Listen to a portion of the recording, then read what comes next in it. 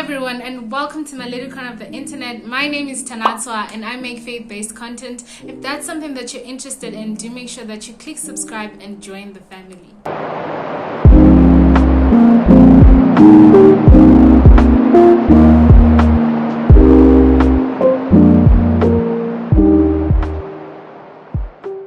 Am I the only one who overthinks about the future, where it leaves you feeling paralyzed and you can't sleep, where you keep pacing up and down in a room because you're going paranoid, where you just feel so tired and drained after you think about something a lot, you overthink about stuff?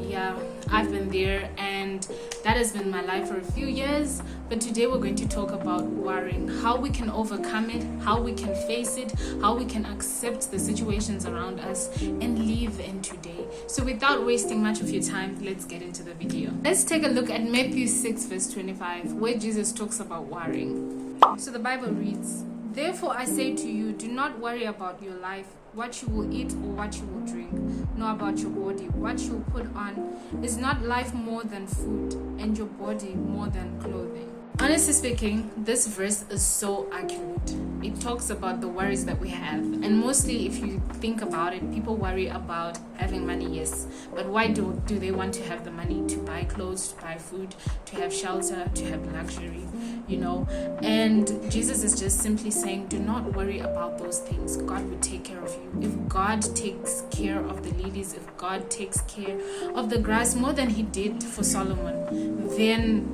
who are you to worry? And I love one part of the verse. I love something about that verse. There's something that he says, Jesus says fits. He says, you cannot add an hour to your life by worrying. Seriously, worrying will not do anything. It will not help you in any way. It won't even add an hour to your life. It won't even add 25 hours to the 24 hours that you have in a day. And he says that the troubles that you have are enough for today. Seize the day. Take hold of the opportunities that you have today.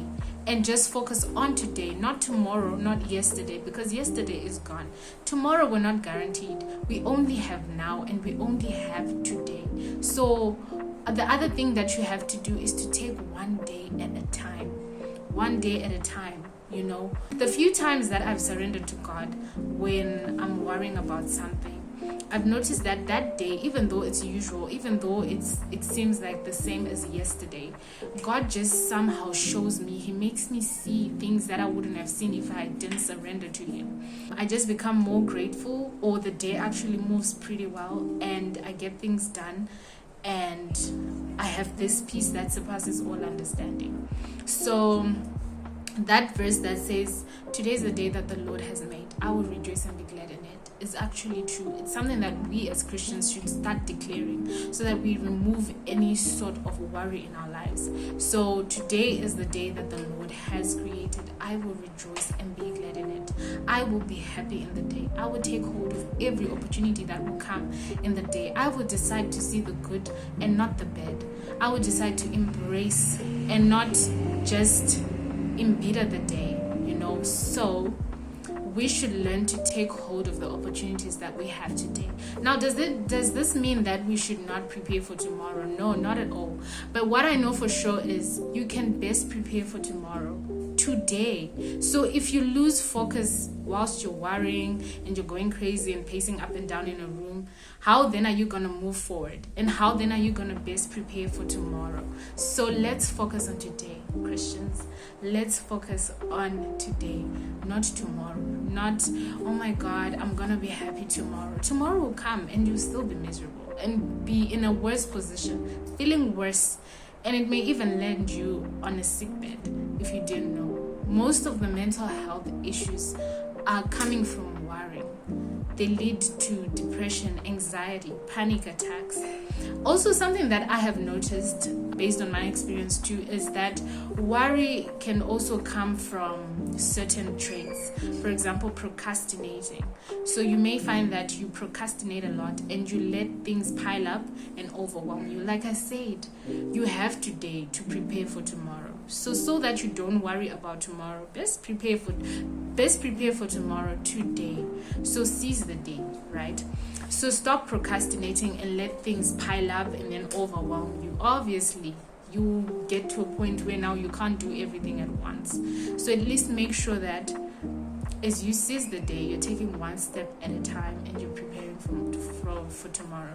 The other trait that I've noticed is failing to accept the past. We stay in the past for too long, and it's so wrong. We should learn to accept the past and say, you know what? This happened, it is what it is. I am moving forward. I am not going to worry about where I'm going to be, or I've lost my job. And then you dwell in the fact that you've lost your job.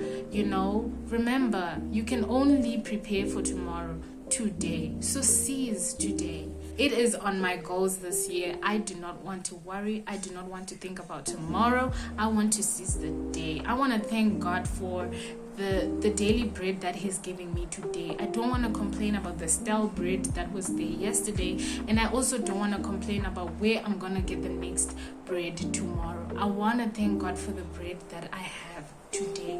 I want to focus on today. I want to take hold of today's opportunities. I want to seize the day. I want to rejoice and be glad in it, for this is the day that the Lord has created. I hope you enjoyed this video. If you did, please give it a massive thumbs up and like, comment, share. Do not forget to subscribe. See you in the next video.